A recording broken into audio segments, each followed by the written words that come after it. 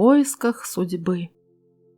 Однажды два моряка отправились в странствие по свету, чтобы найти свою судьбу. Приплыли они на остров, где у вождя одного из племен было две дочери. Старшая – красавица, а младшая, как бы сказать, чтобы никого не обидеть, не очень. Один из моряков сказал своему другу: «Все, я нашел свое счастье. Остаюсь здесь и женюсь на дочери вождя». «Да, ты прав, старшая дочь вождя – красавица, умница. Ты сделал правильный выбор, женись. Ты меня не понял, друг. Я женюсь на младшей дочери вождя». «Ты что, с ума сошел? Она же такая... не очень». «Это мое решение, и я это сделаю». Друг поплыл дальше в поисках своего счастья, а жених пошел свататься. Надо сказать, что в племени было принято давать за невесту выкуп коровами. Хорошая невеста стоила 10 коров. Пригнал он 10 коров и подошел к вождю. «Вождь, я хочу взять замуж твою дочь, и я даю за нее 10 коров. Это хороший выбор. Моя старшая дочь – красавица, умница, и она стоит 10 коров. Я согласен». «Нет, вождь, ты не понял. Я хочу жениться на твоей младшей дочери». «Ты что, мил человек, шутишь? Не видишь, она же такая, не очень. Я хочу жениться именно на ней». «Хорошо, но как честный человек я не могу взять 10 коров. Она того не стоит. Я возьму за нее 3 коровы, не больше». «Нет, я хочу заплатить именно 10 коров». Они поженились.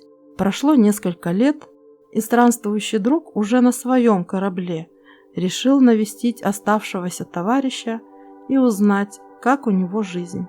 Приплыл, идет по берегу, а навстречу женщина неземной красоты. Он ее спросил, как найти его друга. Она показала.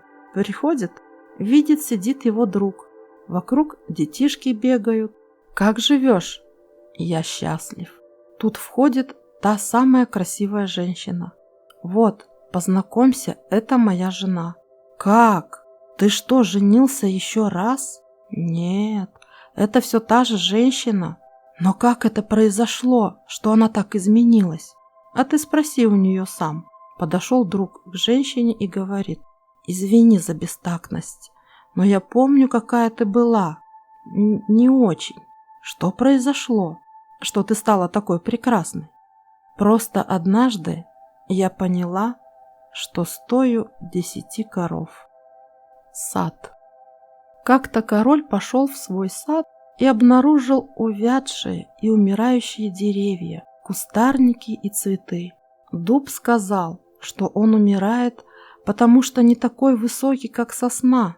Обернувшись к сосне, король обнаружил, что она погибает от того, что не может давать виноград, а виноградник умирает потому, что не может цвести так же прекрасно, как роза. И король нашел лишь один цветок – анютины глазки, цветущие и свежие, как всегда. Ему было интересно узнать, почему так происходит. Цветок ответил: «Я принял, как само собой разумеющееся, что когда ты посадил меня, то хотел именно анютины глазки. Если бы ты захотел видеть в саду дуб, виноградник или розу, ты бы посадил их. А я, если я не могу быть ничем иным, кроме того, чем являюсь, я буду стараться быть этим как можно лучше. Вы здесь потому, что существование нуждается в вас таком, каков вы есть. Иначе здесь был бы кто-то другой». Самурай. Один самурай, очень гордый воин, пришел однажды к дзенскому мастеру. Это был очень знаменитый самурай, но, посмотрев на мастера, увидев его красоту, ощутив благодать момента, он внезапно почувствовал себя ничтожным. Он сказал мастеру: «Почему я чувствую себя ничтожным? Всего лишь миг назад все было в порядке. Но как только я вошел в твой двор, я почувствовал себя ничтожеством. Такого раньше никогда не было. Я много раз встречался со смертью и ни разу не чувствовал страха. Почему я боюсь сейчас? Мастер сказал: подожди, когда все уйдут, я отвечу. Весь день к мастеру постоянно приходили люди, и самурай все больше уставал ждать. К вечеру комната опустела, и самурай спросил: «Сейчас ты можешь мне ответить?» Мастер предложил выйти наружу. Была лунная ночь. Луна только что взошла, и он сказал: «Посмотри на те деревья. Вон то, поднявшееся высоко в небо, и то маленькое рядом с ним. Вот уже много лет они растут у меня под окном, и никогда не было никаких проблем. Маленькое дерево ни разу не сказала большому: почему я чувствую себя ничтожным рядом с тобой? Это дерево маленькое, а то большое. Почему я никогда не слышал ни звука об этом?» Самурай ответил: «Потому что они не умеют сравнивать». Мастер сказал: «В таком случае у тебя нет нужды спрашивать меня. Ты знаешь ответ.